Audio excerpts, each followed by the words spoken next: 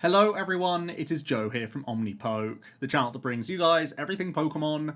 If you're looking for PTCG live codes, make sure you check out the Potown store. You can get a 5% discount on your orders using that code OmniPoke. For today's video, we are going to be looking at the Niigata Champions League Top 16. This is in the Paldea Evolved format, so definitely a good thing to keep an eye on as we see how lists are developing in what is the largest tournament we've had so far in this format. Up until now, we've just had City League tournaments, which are the smaller League Cup style events over in Japan. Now it is going to be that over 2,700 player tournament to look at. So some really interesting results as we get into the top 16 decks. It was actually a Gardevoir finals. Also in top 8 we had another Guardi. In top 4 was Arctina Pika. Then we have a stone-based Lost Box with some V Pokemon and a combination of Forest and Sky Seal stones. There was a Lugia with single strike energy, basically what we have come to know with the Tyranitar and the Stonjourner and Yveltal in there. There's also been a Goodra in top 8, as well as a fusion-based Mew. And then on the right-hand side of the screen, you can see the other top 16 decks. We have a Kyogre Lost Zone build, a number of Giratina Lost Boxes, 4 of them in the top 16, none of them breaking into top 8 though. We have another fusion-based Mew, we have another regular Guardi, and a Gardevoir Mewtwo also making it. So let's have a look at some of these lists and how they are changing with the cards from Paldea Evolved. Some things stand out straight away.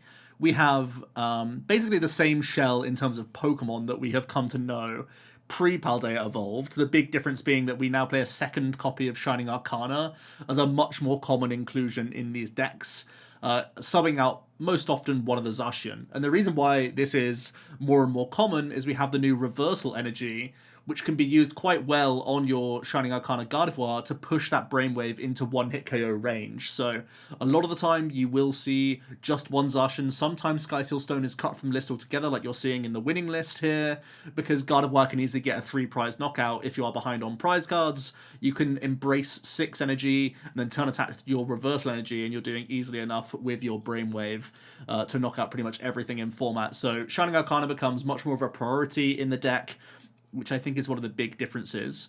We also gain Super Rod as an item way of recovering our Pokemon, which is far superior, of course, to the Miriam.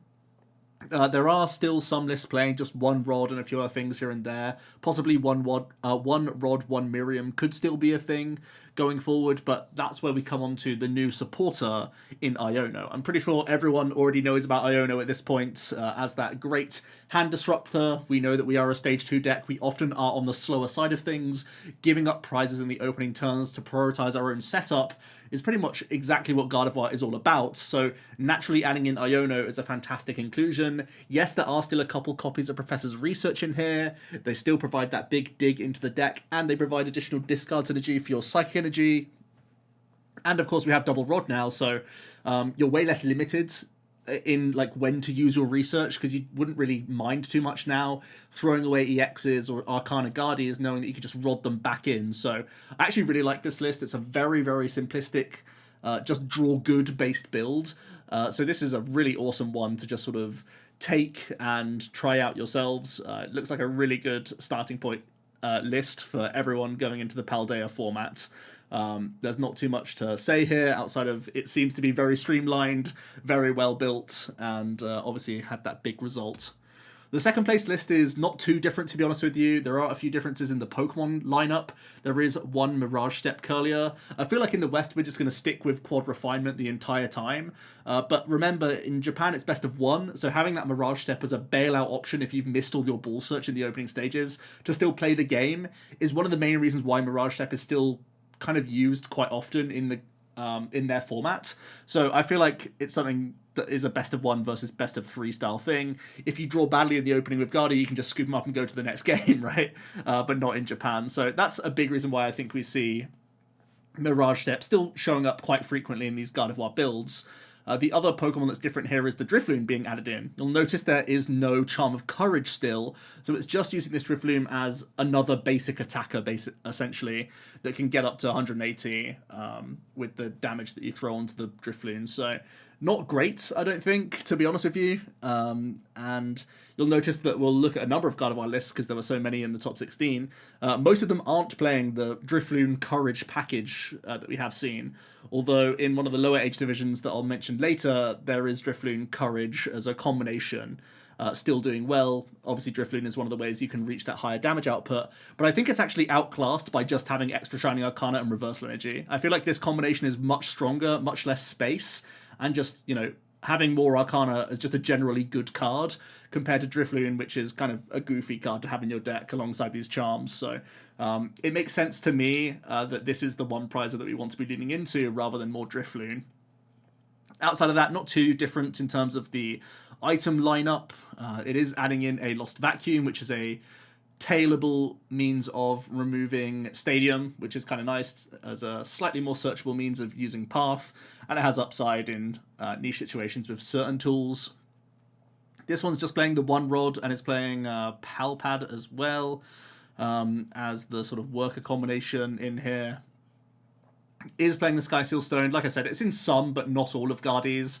I don't think it's that mandatory anymore if you can just lean into the reversal play with your Guardi, where you can just do a 3-prize knockout via Shining Arcana, then a 3-prize knockout via Zacian, but this still has some upside here and there.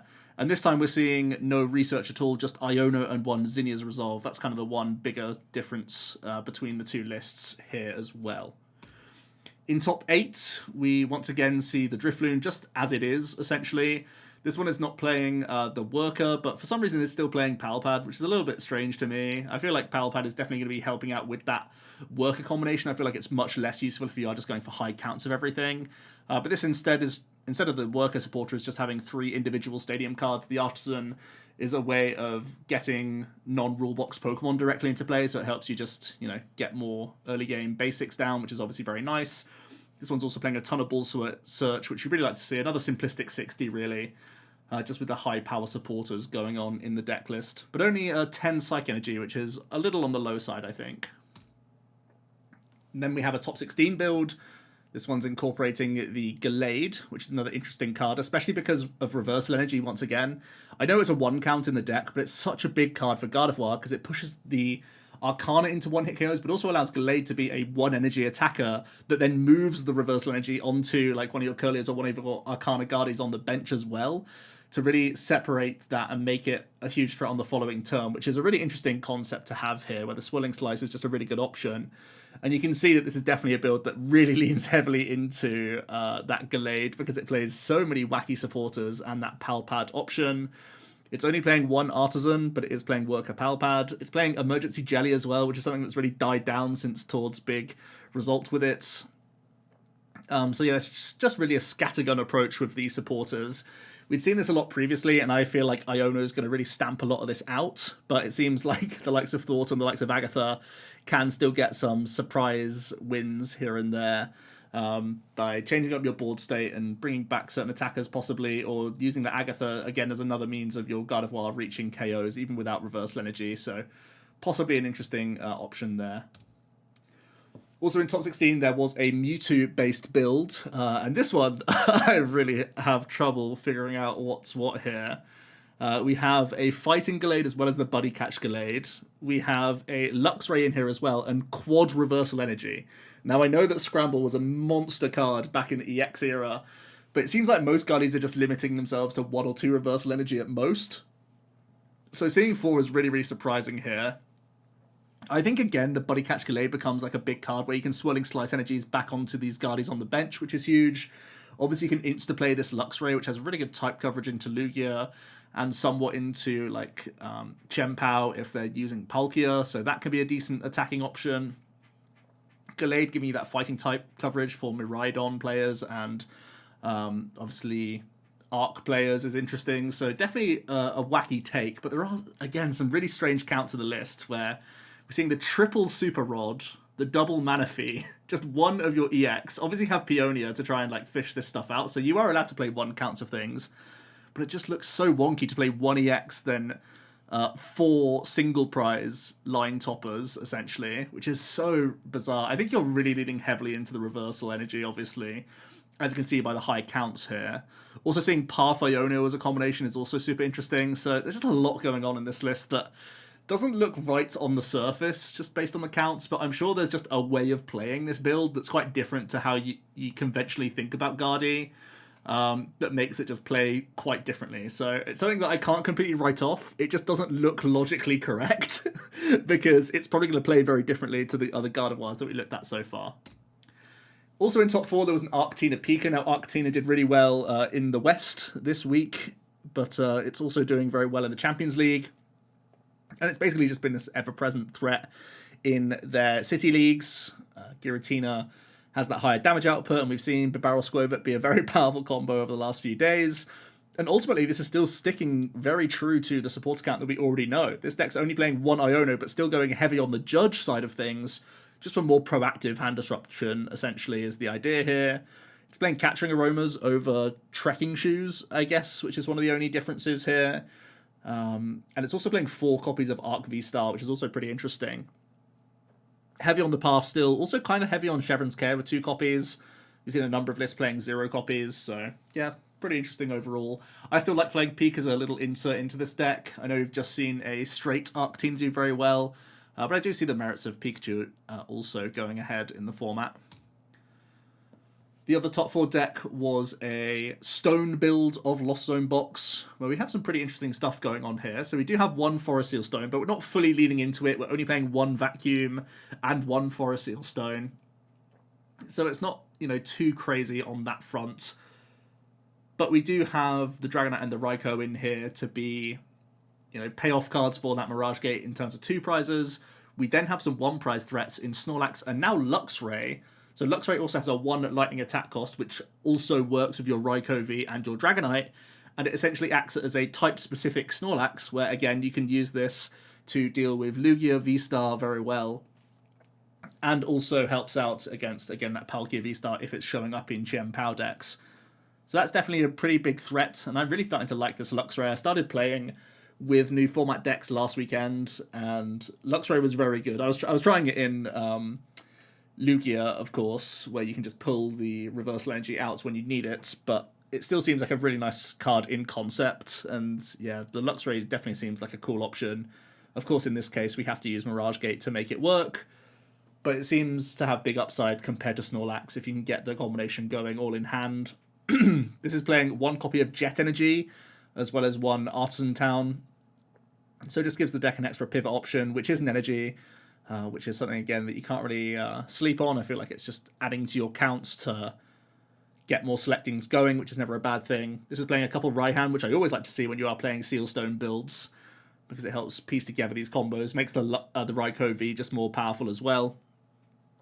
So again, just a shell that we kind of have seen a little bit, but is adding in a few different attackers to the mix here. In top 16, we see a Zama Kyogre build. Kyogre is one of the more popular decks in the City Leagues, and has once again done quite well in the Champions League. I think Kyogre has big upside potential in this new format, because it's one of the best ways that Lost Box can play around Iono. Because you can commit yourself down a path of having a 4-prize knockout turn or a 5-prize knockout turn in certain instances. We have the Echoing Horn to try and help that out. And Kyogre definitely is one of the beneficiaries of seeing Super Rod and Recycler now, where you can have such great recovery for your Pokemon that all goes back into deck as well. So it gives you slightly easier selects throughout the game, where you know that sometimes you can get rid of 1 Recycler if you know you have the other one in deck, and you can still Rod with stuff back. So gives you a bit of leeway that you didn't really have before in Kyogre, and is definitely a big upgrade to like having to play Clara in the current format, or just like a stupid amount of Recyclers. So that's a pretty nice upgrade. Artisan, again, just finding its way into a number of these Lost Boxes. I feel like because you gain that Jet Energy, you don't really feel the loss so much of that Beach Court, but it is interesting to see that we are seeing Artisan overtaking a number of Beach Courts, and then most players are going down to like 3 Nest Ball to sort of offset the Artisan coming into the deck list as well, so it's a mini space cheat really in the deck. This one is also playing Roxanne, which we don't often see in Lost Zone box builds, but it can give you some comeback potential, as we know, with the likes of Sableye and whatnot, so yeah, another great way to play Kyogre. In top 8, we had just 1 Lugia, and surprisingly, it was the Single Strike build. Much more popular as of late in the City League tournaments has been the Jet Energy Snorlax Weirdeer combination, But it looks like the single strike stuff is still super powerful. Also playing that Luxray reversal combo, which I've mentioned a few times now. You get a slightly cleaner support account by adding Iono into your deck list, whereas previously Lugia just had to play Judge, which felt like a really bad card to play in the opening stages because you were really panicking if that had to, hit you certain combinations to actually get you towards, discarding your last Archeops or finding your Lugia or whatever. Iono is much more stable in the opening game and much more powerful in the late game, so that's just a direct upgrade for Lugia, I think, to playing Judge. So support account overall gets a lot better. Seeing Tower of Darkness is a surprise compared to just the good old Mezagoza coin flips. Outside of that, a pretty routine build of Lugia. I'm also not too sure on the choice belt. Answers on a postcard. In top 8, we also saw a Goodra. Pretty interesting to see so much versatility in attackers for Goodra. Typically what we've seen as of late in our format has been just start using Rolling Iron as quickly as possible and just make the opponent have the answer over and over again. But this build is playing a number of one-prize Pokemon. Sableye isn't always seen alongside Goodra, so having the Psych Energy included and leaning away from Clara is quite an interesting adaptation. I think the idea of Jet Energy coming back into the deck means that once again we can tilt more heavily down that Mirage Gate line than we can in the current standard format by just having additional switch cards available to us to get to 7 as quickly as possible. But overall it is adding in a few extra bits and bobs. The Spiritomb is obviously a big card denying basic V Pokemon's abilities. This obviously helps Goodra out against Mew, which was typically one of your sort of thorns in the side, one of the more difficult matchups. We've seen a number of Goodra players go as high as double Drapion just to fix that matchup in standard right now. So Spiritomb being a single prize option to try and make that more difficult for them is kind of interesting. And Zamazenta has been in and out of a number of Goodra lists just as a powerful single prize attacker. We've got some Mew. This is a fusion-based build of Mew, adding in Meloetta, of course. The trainer lineup looks pretty straightforward. We don't see any Featherball or anything like that. It's just a high count of the Forest Seal Stones. And honestly, it's not too dissimilar to what we've seen previously, just the double Sparkle. Has 3 different stadiums in the list. Obviously, Cave has upside into the Lost Zone box matchup. Avery in here as well can be sometimes handy for Mirror and a few other things here and there. And then it adds in Iono over Roxanne. I think this is pretty reasonable just because it's an extra draw supporter when this list specifically doesn't play that many altogether. Also in top 16 was another Meloetta build. This one just changed up the stadium count a little bit. Also has Silene. And it's actually playing Vitality Band, which I think is a little bit helpful into EX matchups. Like, it allows you to hit Chen Pao and it allows you to hit Miraidon a little bit easier. So although it looks really wonky, it actually allows the Meloetta to deal with those guys a little bit more easily. Of course, you have tablets as well, so I'm not sure just how important this is. It looked very strange when I saw it the first time, but I guess there is some logic to it, where it makes, once again, that Melodious Echo a little bit more dangerous overall. This one's also playing Fog Crystal and 1 Psych Energy, which we haven't seen for a long time, but seems to have made it into this 60. Then we move on to Giratina. So like I said earlier, not many of them made it deep into the tournament, but... Oh, sorry, deeper than top 8, but there were a number of them in top 16. So still really good placements for the deck overall. And actually 2 of the same 16 made it into top 16, the one you're looking at right now. And it looks really strange from the offset, because it's playing a 4-3 line of Giratina and only playing 3 copies of Nest Ball, which I just cannot get my head around. I really don't understand the logic there, because it feels like selecting is still your best lead in the deck, and you're playing Jet Energies anyway now, so that even if you hit Nest Ball, had to start something else, just jetting into a Tina and using Abyss Seeking would still be really, really easy. So I'll never really understand the 4-3 line of Giratina. Again, just something that doesn't make too much sense to me from the offset. It is playing Paths, though, now that you get to play Jet Energy over Beach Court, so that gives the deck a bit more of a defensive option, and that's why we're also seeing double Iono and Roxanne to just try and buy turns against decks in the format. Path of the Peak just seems to be coming on from strength to strength, to be honest, and with Iono it just gets even more powerful. So I really am a believer in Path in this next format. Also personified by this next top 16 list, which is actually a quad Path build, really, really high on the Paths. This was playing Recycler as well as Rod, slight difference from the previous list. Also playing that second copy of Cram and a few bits here and there. This one's actually not playing Manaphy, which I think is a little bit greedy. But Jet Energy definitely is finding its place in Tina, definitely a strong option. But the top 16 build, this one's adding in the Drapion as well as that belt, so really trying to secure that Mew matchup in a couple ways. I'm surprised that we're seeing Choice Belt over Cleansing, just from how popular Guardy is and how popular Mew is. But just a minor thing there. Obviously, Choice can be an offset for V-Guard Energy as well, especially now that Tinas are choosing to not play Temple of Sinnoh, which was previously a card often found in the deck list, so maybe that's the main reason. I was really surprised to see double rocks over Iono instead of the flip-flop the other way around, seeing as though Iono is just a proactive card you can play just to get out of a brick, but there we go. Also, just want to talk about the juniors and seniors top 8s. There are deck lists if you want to check out pokekabook.com to really go into the nitty-gritty, but in the junior division we saw Archdora Umbreon, surprising seeing as though we also again saw that do well in the West, so I don't know if that's going to continue to see success. A lot of Gardevoir in their top 8.